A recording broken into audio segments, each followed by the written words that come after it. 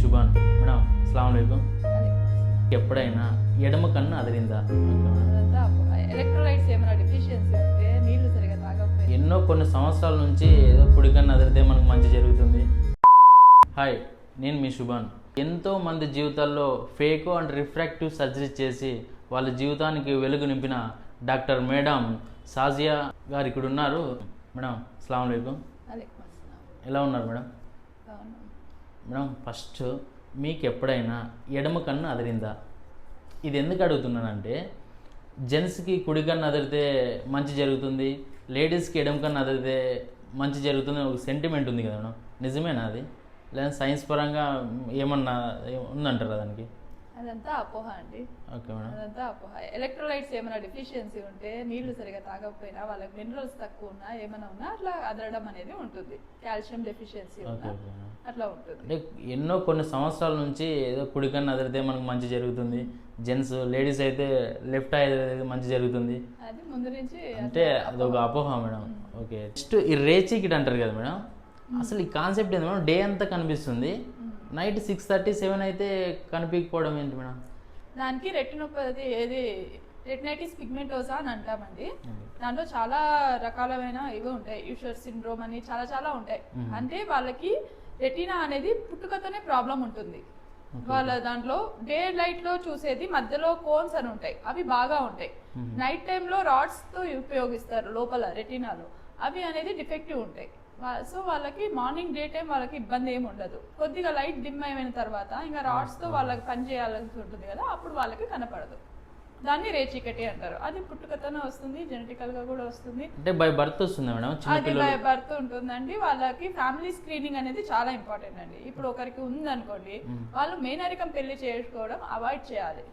మేనరికం చేసుకుంటే వాళ్ళ పిల్లలు వచ్చే ఛాన్సెస్ చాలా ఎక్కువ అయిపోతాయి. అందుకనే ఇట్లా ఉన్న వాళ్ళకి స్క్రీనింగ్ అనేది చాలా ఇంపార్టెంట్. మేనరికం చేసుకున్నా కూడా పిల్లలు కంపల్సరీ వస్తాయి మేడం? అంటే కంపల్సరీ లేదు, ఛాన్సెస్ పెరిగిపోతాయి. ఒక అబ్బాయికి వచ్చేది పోయి ఛాన్సెస్ రేషియోస్ అనేది పెరిగిపోతాయి. సో మేనరికం అవాయిడ్ చేస్తే మంచిది అట్లాంటి వాళ్ళను. ఆ జీన్స్ అనేది ఉంటాయి.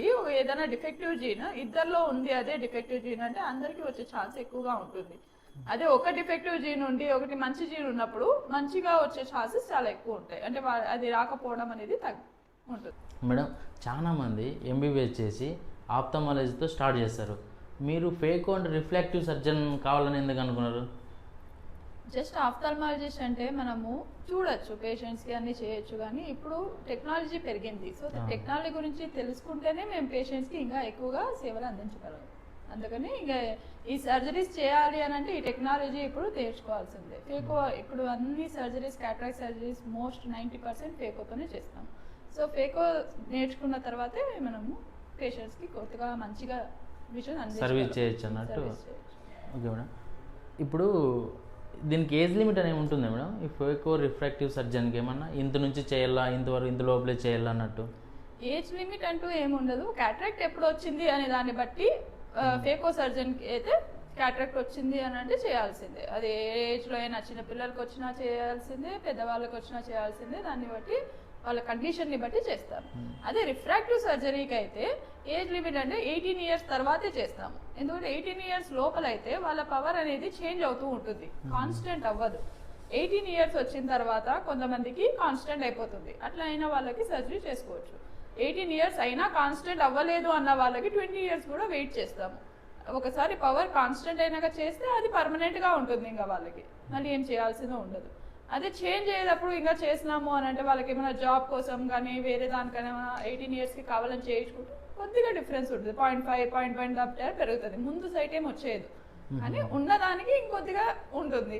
వాళ్ళకి లేకపోయినా కూడా బాగా కనిపిస్తుంది అప్పుడు కూడా. ఈ మధ్యకాలంలో ఈ రిఫ్రాక్టివ్ సర్జరీస్ ఎక్కువ అయిపోయినాయి కదా మేడం. ఎవరైనా ఈ స్పెడ్స్ పెట్టుకోవాలంటే కొద్దిగా మొహమాట ఫీల్ అవుతుంటారు. అంటే దానికోసం అనే కాదు, చాలా మందికి మరీ ఎక్కువ పవర్ ఉంటుంది. స్పెడ్స్ తో వాళ్ళ క్లారిటీ కూడా మారిపోతుంది. అంటే వాళ్ళకి మనకి ఎంత బాగా కనిపిస్తుందో వాళ్ళకి అంత మంచిగా కనపడదు. అది తీసేసి వాళ్ళకి ఇది చేస్తే అప్పుడు తెలుస్తుంది వాళ్ళకు ఇంత బాగుందా అని చెప్పేసి. అంటే అంతే లావు అద్దాలు పెట్టినప్పుడు వాళ్ళకి డిస్టార్టెడ్ విజన్స్ ఉంటాయి, అంత కరెక్ట్ గా ఉండదు.